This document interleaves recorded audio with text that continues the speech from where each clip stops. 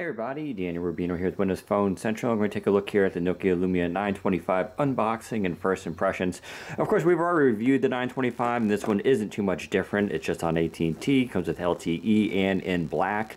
Overall, 925 is one of my favorite devices. It goes for $99 on contract, or about $450 off. It comes with 16 gigs of storage, no micro SD expansion. But you do get a cool little sock. Look at that. I've never seen this before with Nokia. This is the first time they've done this with the little sock slash screen cleaner. It actually makes a really good way to wipe those fingerprints off of this device. So that's kind of a unique thing. Is it a huge selling point? Absolutely not. But it's a nice little touch, and I like to see that stuff included. Of course, here's the phone itself. And you can see it comes in that nice shiny black on the sides there. Overall, great looking device. Of course, I'll take all the stickers off here in a moment. Let's look in the box. Pretty basic stuff here. Open it up. You have your starter guide, which we're pretty familiar with now. Shows you how to, quickly do everything. Some more information. You got your little chargers here, and of course your micro SIM tool to swap it out. So pretty basic stuff there. Let's pull these annoying stickers off, and we'll take a closer look at the device here. Now, I'm pretty biased for the 925 because I have it on T-Mobile, and it is one of my favorite Lumias out there. I know everybody loves the 1020, as do I, because I'm a camera nerd, but this device, I just think it's one of their, sorry I got a sticker stuck here, one of their nicest designed Lumias. You can just see how thin that is, and it feels exceptional in the hand. It's just really light, it's thin, and that cool metal just feels great compared to even the polycarbonate. Now, of course, you do have polycarbonate here in the black, and they even give you a cool little start screen there, which I haven't seen before. I don't think I've seen. And there you go. That is your basic OS loaded up there, Windows Phone 8. This is GDR2, so you're going to get the latest and greatest from there. No data sense on board. They do include Viclone, which is the first time I've seen that on board. You also get Nokia Pro Cam.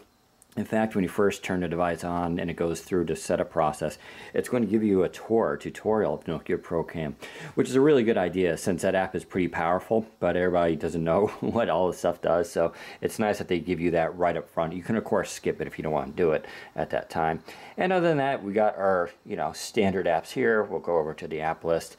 AT&T Address Book, Family Map, all the AT&T stuff, which of course can be uninstalled. AT&T Locker, which if you were smart, you got that free 50 gigs a little while ago. So that's a great way to back up your photos. And going through here, you got your Here City Lens, all your Here stuff. Some of these will still need to be updated through the system apps, but other than that, they're pretty much the latest stuff. Photos, settings, Vimeo. Oh, Vimeo's on there. That's interesting. That's AT&T normally doesn't include Vimeo or Viclone, so those are two new apps that Nokia apparently is promoting a little bit more. And you got Wallet, Weather, and YP Mobile, which are pretty familiar, but pretty light on the actual storage. Now, like I said, this has 16 gigs compared to, say, the Nokia Lumia 1020 or even the 920. You're losing 16 gigs, and that's a big deal for some of you guys. For some of you guys, though, it's not. I actually find 16 gigs adequate. I can get by with it, put enough music on there to keep me happy, and install my apps. Let's take a look here compared to the T-Mobile version, which is, of course, having white. Other than that, it's the same device. I actually kind of prefer the white version, I'll be honest, because I like the aluminum, natural aluminum color as opposed to the black version. But, everybody has their preference. Of course, you can, snap those covers on. I think I have one right here, actually. So you can actually put this guy on there. Adds a little yellow touch to it, which is kind of nice.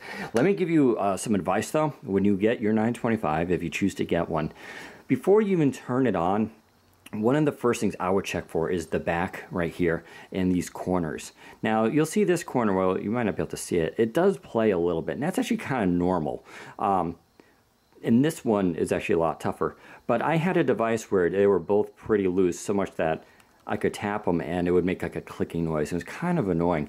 The other thing to look out for is the power button can be mushy. Now this device is replaced and it's a lot better. It actually, you can hear that clicking noise.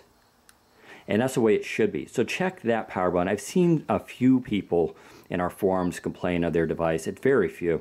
But I think that's just one of the areas where if they're going to have a little manufacturing problem, that'll be it. So just make sure you check that. You don't want to have, pay for a device and have an annoying rattle back there. But other than that, pretty solid.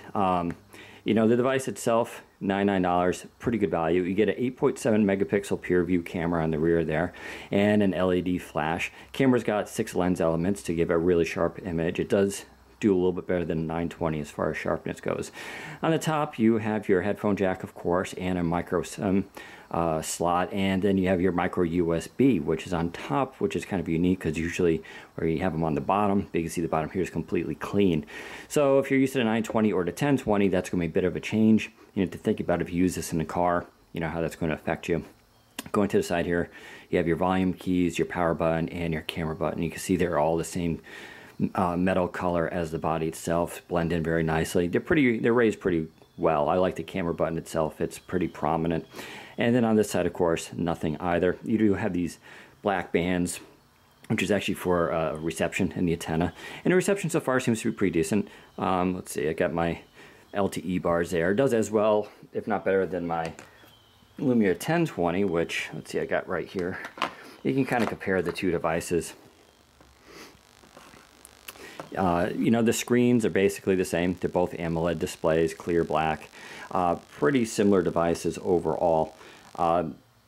If you don't need that big camera on a 1020, I think most people will be totally fine with the 925. I actually use this a lot of times for my daily shots, and I'm okay with it. You know, Nokia just makes great cameras. But there you go. There's a quick look at the 925. You can head out to your AT&T store now and pick it up. We'll have a full review of this actually in the coming days, and you know, we'll give you your thoughts and our thoughts and opinions on how AT&T did with this device. Other than that, head to Windows Phone Central for more information. Take care, everybody.